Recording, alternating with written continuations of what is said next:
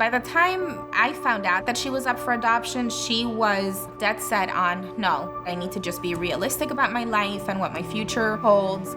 That's when she came to me and she said, would you be interested in us adopting you? I didn't think that I would have a family again. I didn't think that I would go to college. I didn't think that I would have love. And with that, I just feel like my world is just so much brighter.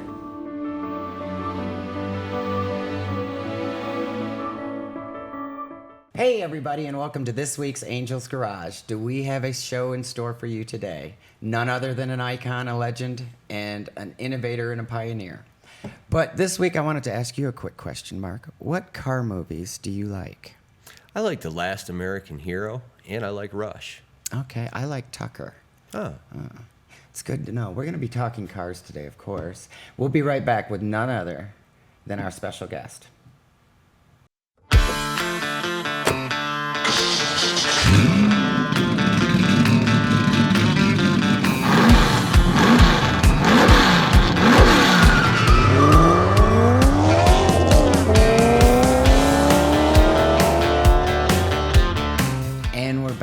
Mark, what does Blade Runner, the movie, and RoboCop have in common? They're both movies? They are both movies. You're smart about that. But our next guest, who's been our next guest, who's been interviewed by Hot Rod TV, Dennis Gage, did the Cadillac for ZZ Top. I could literally sit here all day and tell you all the stuff he's done. He's been in the industry for 70 years. Ladies and gentlemen, my privilege to introduce to you to the legend, the icon, the pioneer, Mr. Gene Winfield. Hi, Gene. How are you today? Fine, thank you. Oh, it's so good to have you on the show. It really is. Great to be here. Mark's been sitting here waiting. What an honor. The originator of everything, the originator of custom cars, the man that started it all. Without you, there wouldn't even been an industry for this kind of thing. So, thank wow, you. what a treat today to have you. Thank you. So you started in 1947. Yes. And you started in California? In California? Modesto. In Modesto. And your very first custom car, the very first one was the Reactor, correct? How did people look at you when you started building this creation and it had never been done before? Did they just think Gene's off his rocker? Well, I had a client that wanted a custom car, and so I built it for him first, and then later I bought it back from him, and I own it. I still own it today. So I wanted to create something that was different, that was wild and outstanding, and so that's what I did. Now I worked with an artist a little bit. I gave the artist some of my sketches, which are very poor, and give him the ideas that I wanted, and then we worked together and come up with the final rendition of the Reactor. Wow. Where do you get these visions from? Like, where do they come from? Are you laying in bed and boom, there it is? Or how does this happen? Of course. I figure them out in the middle of the night when I should be sleeping. A true car builder. I have to ask you, Star Trek, the Galileo, is that how you say it? Yes. What was that like? Premiere night, Star Trek, and your creation is on Well, that. I was with AMT Model Company as a styling consultant, and so we got the opportunity to do that, and so I went to the art director of Star Trek, and they already had a beautiful ship already designed, but it was too hard to build in a short period of time. They wanted me to build something in 30 days. Oh my gosh. So I had to redesign it and make it more simple and plain, straight sides and, like that. And so the art director said, go ahead and design it and show it to me, and if I like it, we'll go ahead with it. So I did some rough sketches, and then I gave it to an artist, and he made a nice rendering of it. I took it to the art director, and he said, oh, wow, that's good. Let's go with it. Wow. So I built it in a little over 30 days. Oh my goodness. That's just amazing. 30 days to build something from scratch, just a custom. Amazing. You can't even get into an airport without going through security these days. So I have heard this story about Fox Studios and you and the Reactor. Can you tell me that story? Yeah, I had this car, the Reactor, what I call the Reactor, and I had it on an open trailer, and I found Fox Studios. I didn't know anybody in any of the studios. I was from Modesto, California, and that's 300 miles or so from Hollywood. So I took it to Fox Studios, and I conned them a little bit. I said, I heard that the art director wanted to see this car. And they said, oh yeah, go down here and turn left and go to the transportation department, which I did. And then they showed me and got me acquainted with all the studios in Hollywood. So for 3 days, I took the vehicle back and forth to all the different studios, and that's how I got my foot in the door. Wow. Oh, wow. Wow. That is just Absolutely fascinating. amazing. Most people have to go in the back door. He went in the actual front door. The guy with talent. Wow. Yeah. What was your turning point in your? What was the moment that you said, "Okay, this is really the turning point in my career"? What was that project that you knew? Okay, I did it. Well, I didn't really think of it that way, but I had, I got the job to build the cars for Blade Runner, and Blade Runner was a big job, and I met Sid Mead, who was the artist who designed the vehicles, Wow. and a nice guy, and so he gave me colored renderings, about 11 by 17 piece of paper, and they had just colored renderings of the different vehicles, and so then I had to bid them from that sketch, and so I did, and we got the deal all worked out, and I started building them. Wow. Just wow. I got to ask you, in 70 years, what is Gene Winfield's favorite car from the Big Three? What was your favorite car that you saw come from the Big Three? Well, probably the reactor. That's right. That's right. The one and only. A car that I built called the reactor. Now I built it for a customer, and I think he called it the Autorama Special or something like that for his show, and he had it for a year or so, and he kept complaining to me about it leaking oil, and so I said, well, if you don't like it, I'll buy it back.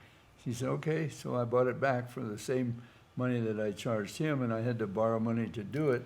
And then, Yeah. so I got it, and so I just changed an oil line on the bottom that was in the wrong place, and it didn't leak any oil Oh anymore. my goodness. Oh, wow.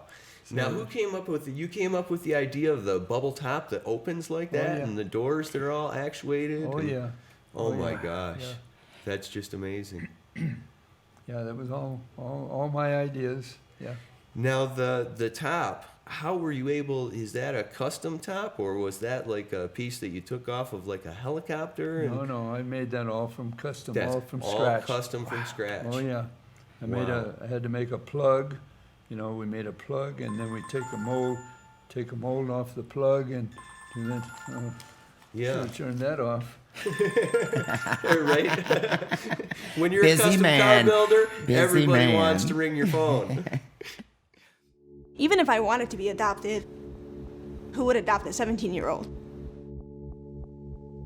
The first time I saw her, I remember seeing her and saying, wow, that girl, she's got some passion, like she's fiery. So I asked someone about her, and they were like, oh, that's Macy. You don't know her story? At the age of 16, I was in foster care. I was scared, I was lost, and I felt hopeless, and it was awful. Macy lost her dad when she was 2 years old, and then she lost her mom when she was in 5th grade. I kind of came to the terms that, I guess that I'm alone, and I'm gonna be alone forever.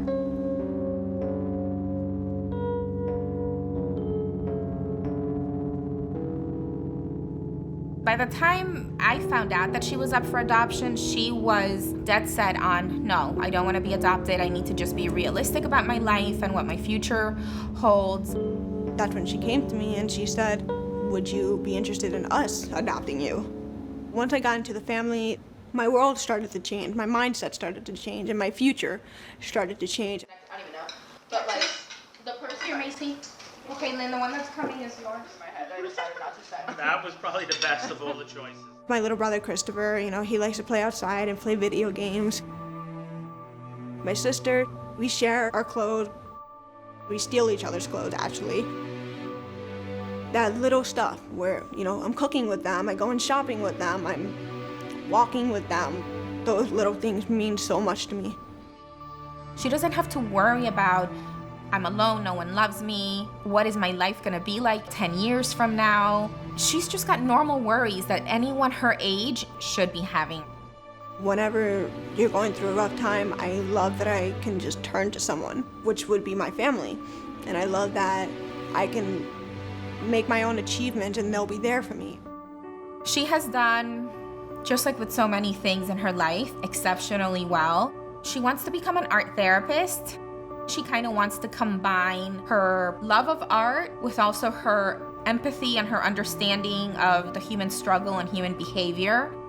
She just is phenomenal. For a child to agree to be adopted, they're also opening themselves up to something that they don't know how it's going to end. That takes a lot of courage on the child's part.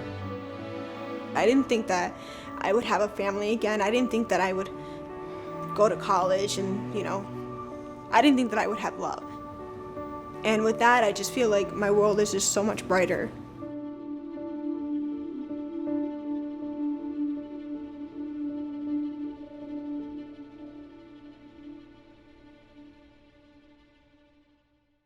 Angel's Garage, the podcast, is brought to you by My Travel Tray. Life on the go just got easier. And by Haymaker Coffee Company. Grab life by the beans. And by Ford Gum since 1913. We got a treat for you. They let us out of the studio. And this week, we are at the one and only Gene Winfield's place. Come on over, Gene. Hey, Mark, you can come over, too. Hi, how are you? Say hi to everybody, Gene. Hi, how's everybody? Today, we're going to take you inside of his place, all of his cars, and talk the legend to Now we're going to see the amount of work, the amount of knowledge, everything that has to go into this to get this to come out looking right and to be right is just amazing, And it's not just pick up a catalog, order your parts and slap it on a car. No, it's you're designing, you're making something from scratch. I had a guy came from Italy to work for me, and his first thing I had him do was make this area right here. So he made this piece, and then we welded it in the car. Oh, so wow. He made all this by hand. That's all hand-shaped all the way around. Oh my God. What a job is that. And it's all gas welded with a gas torch right down here. Oh, beautiful. Everything gas welded, the whole car. Wow. Aluminum. Aluminum. Incredible. Aluminum. We're gonna mind you, this was like way before the Ford pickups came out with their, new aluminum design. Here's somebody that's been doing it for a long time. Maybe they should have got with Gene before they made that, that new aluminum pickup, right?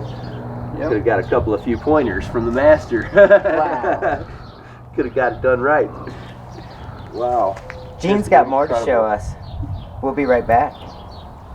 And for those that don't know, we're back with none other than the Strip Star. If you don't know about this car, it's a 427, 425 horse, and it's one of Gene's creations. Gene? All aluminum body, again. Just wow. Wow. All aluminum body. And what year did you do this one? 64. 64? 64. They were making the Mustang and you were making this. Yep. Wow. Wow. All aluminum. No kidding. That's just insane. So the passenger... That's the mother-in-law's seat. That's the... She sits outside. This is incredible. So he does know how to build cars, see? Oh, wow, what an look at incredible that. car. This has 35 to 40 coats of Tangelo. Yeah, tangerine. Tangerine. Yeah, tangerine with clear. It's a very transparent paint, so I have to put a lot of coats on to achieve the final color. So it's a gold underbase with the candy reddish orange overbase. Wow. Wow. Just incredible. 427, 425 horse, Yeah. dual quads. Wow. Just And, incredible. Ford gave it to me new in the crate, and I took it to Les Ritchie who was the hot Ford guy at the time, and he just went through and CC'd it, you know, and tuned it up for me. So it's an honest 550 horse. Oh my gosh, 550 honest horsepower. Wow, incredible. And that was in the 60s. That's just incredible. Yeah. I mean, that's really huffing some air. That's laying it down. That's picking it up and putting it down. And behind this is Behind the it is machete. my little Dodge pickup. And of course, as we all know, when we're driving a 427 that's got an honest 550 horsepower, you're gonna need some way to stop, and a parachute will help you do that. Everything has been thought of on this. This is attention to detail through and through. Strip Star license plate as well, all air correct, lights up at night, everything just beautiful. This is the kind of stuff that shows you, you know, that you're in the presence of somebody that really understands cars, you know. Here we are, in my little garage. Why don't you take us for a tour? Okay, come on in.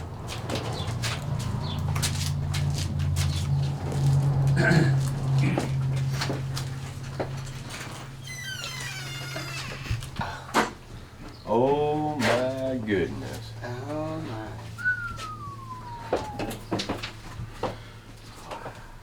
Some of these model kits have my name on them.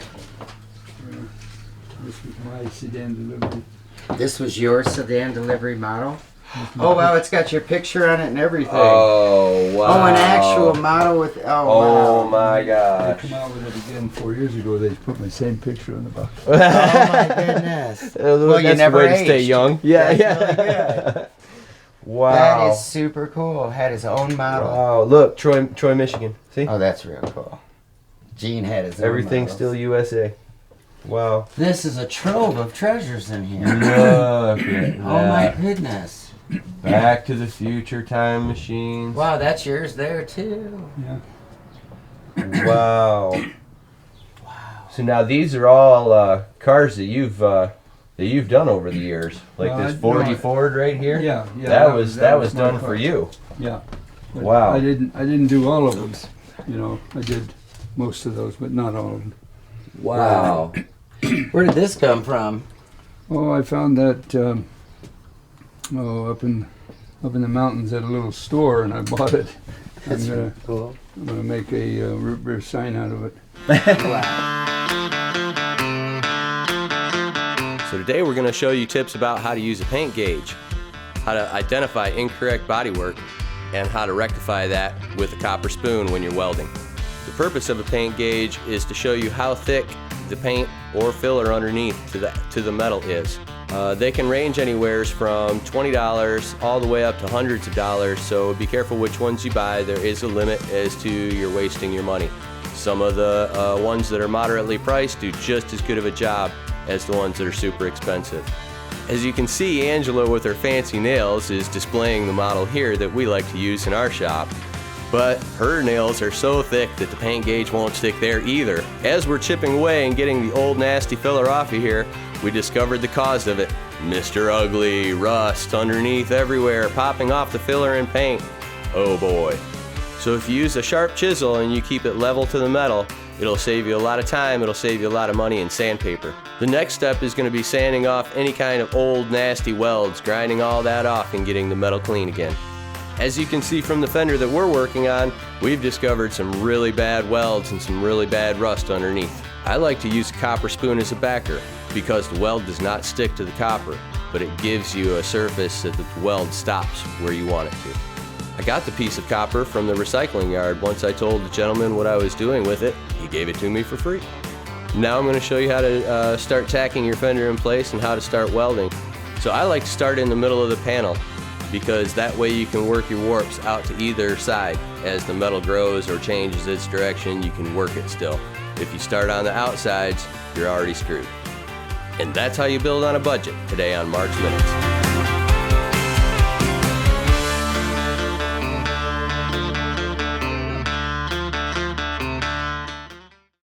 I was originally placed in care when I was 3. It was never knowing, am I going to see this person tomorrow? Am I going to grow up and be safe? Am I going to be okay?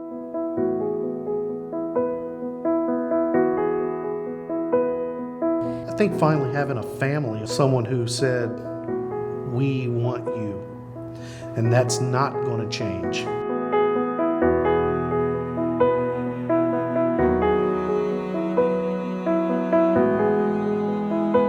It's a chance at life, basically. Before I was just kind of like, okay, look, I'm just gonna end up on the streets. That was just how it was gonna be. I'm not gonna have that problem. I just won't now because I have a family.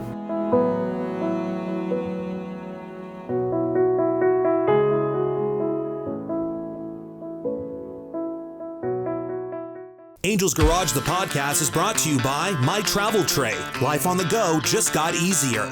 And by Haymaker Coffee Company. Grab life by the beans. And by Ford Gum since 1913. Welcome back to Angel's Garage with the legendary custom car builder, Gene Winfield, here with us today. Gene, I've got a question for you. I was wondering, from the 60s and 70s, out of the muscle cars that came out of Detroit from that era, what was your favorite? Well, I didn't really have a favorite. I like them all, but but I like the Chrysler products. Had some really nice stuff, and I was kind of partial to that. But I like them all. I like everything that's different and exciting, and if it isn't exciting, I make it that way. That's right. That's right. That's what we do. That's right. And I wanted to ask as well, your visions that you get for your custom cars, what's that like? Well, it's hard to describe a vision, but I'll look at a car for a few minutes, 15, 20 minutes, and then I can decide how to make it look better. Right away I can say, okay, I'll change this or change that grill or whatever, and make it more exciting. Make it something that people actually want and are interested in. Yeah, that's amazing. And it only takes him 15 or 20 minutes by looking at something to understand the designs and the concepts of things that he can use because he's been doing it for so long. That's a genius right there. Unlike Mark, that takes 6 months to decide which screw to take out. Next, I was going to ask you, if possible, when you were building the very first one, I got to ask you this. Like when people came over in your building, did they look at you and say, Gene, what are you doing? Why are you doing this? Yeah. You're ruining something. You're wasting your time. Yeah, some of them thought I was crazy. Okay. Which you have to have some of that in this industry, right? Yeah. Yes. I would just rebuild something and figure out how I can change it or how I can add a piece of metal and make it look better. And so that's what I did. I don't care what people thought. I do what I want or what I thought I should do. Right. That's right. That's what's most important. Yeah. Making sure that vision makes it. What's interesting is it wasn't until recently that you're starting to see tools for everything. And I know when you started, there wasn't tools for everything. No. So did you make a lot of tools to make things happen? Yes, I've made a lot of tools and equipment over my life, and I'm still learning. Every day we learn something new every day. Yes. And if you don't, then something's wrong. You got that right. Yeah. And so I've made a lot of tools, and I teach classes now. I teach metalworking classes. And I do that twice a year at my place, and I do it in New Jersey and different, maybe nice. Texas. That's and really then, good. So at these classes, I show them how to make tools and draw sketches and pictures and things on a board, and a lot of them take it home and they immediately start building some of the same tools so that you can create metal shapes easier and make things happen. That's really interesting. That's extremely interesting. Yeah. Now, out of custom cars, and I know you've also had some land speed records. What's the most challenging? Is it the customization or is it the racing? Well, the most challenging is the racing because it's very hard to get a record. The records have been set sometimes for 10 years, and so it's hard to create enough horsepower to win a certain class or whatever. And so that's the most most challenging. Yeah, that takes a lot of time to get the extra little power out of something and be the difference of being able to make it or break it. Yeah. Now that you've started this and you are the godfather, where do you see custom car building going? Do you see I think custom car building is going up and up. There's more and more young people taking it over and creating things, and that's what I try to help that happen. I do these workshops and I do sometimes I do speeches and things at different groups, and I try to enhance that custom car feel, and so that's what I'm doing. Gene, I have to ask you, it's such an honor to speak with you. You were the one who created everything. If there was one thing that you could say that was the best part of what you created, what would that be? Boy, that's hard to say. I've done so much, but of course, I started the blending of paint, and so I think that would be the thing that I'm noted for. And so I started first blending on a motorcycle, a small object that was easy to do, and I thought, wow, this is pretty nice, and so then I went to a car and started blending the paint on a car. And the very first one, it was okay, but I didn't like it. I didn't think it was good enough, you know what I mean? So then the next one I changed it and made it better, and when I got to a car we called the Jade Idol, I blended it radical, very radical paint job, and it was the most radical paint job ever done before. Wow. And so then I liked it, and I've been doing it ever since. Wow. I really want to thank you for coming by today. This has been one of the best episodes ever, to speak with the pioneer legend. Just thank you so much for coming. You're welcome. Thank you so welcome. much. I'm glad to be here. Just absolutely amazing. We'll see you next week with Angel's Garage. Have a great week, and don't forget, do something custom this week.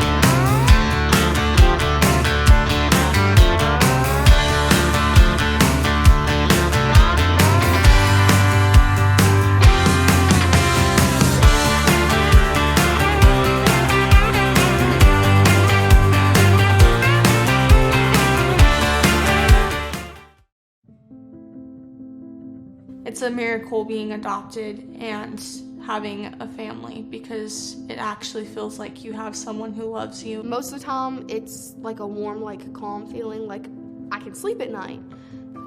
They always say it's our home, not just theirs.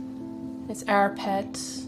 It's everyone's place. I remember one day I was at home and I haven't called him for maybe 2 weeks straight, and he literally, that's really what makes me really happy, and to know that he's there. That little stuff where, I'm cooking with them, I'm going shopping with them, I'm walking with them, that's what really meant a lot to me. Seeing my mom smile always just brightens my day, because I'm like, wow, I'm not alone anymore.